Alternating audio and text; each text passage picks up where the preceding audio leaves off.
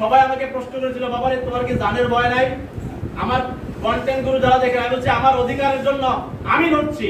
মানুষ একবার জন্মায়, দুইবার মরে না। একবার জন্মায়, একবারই মরে।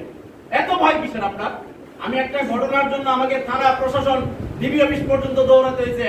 বাপের বেটা, আমি ভয় পাই না কাউকে, কারণ আমি চাঁদাবাজি করি না, আমি গুটা বেশি না, ইয়াবে বিক্রি করি না। তাহলে আমার ভয়টা কিসের?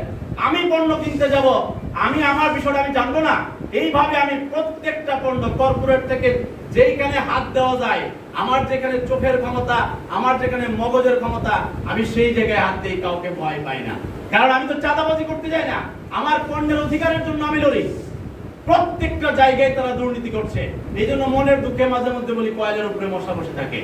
ভোক্তা অধিকারের যে বর্তমানে দায়িত্বে আছেন, উনি গেছে বসুন্ধরার গ্যাস কিনতে, উনি নিজে প্রতারিত, উনি অসহায়, বলছে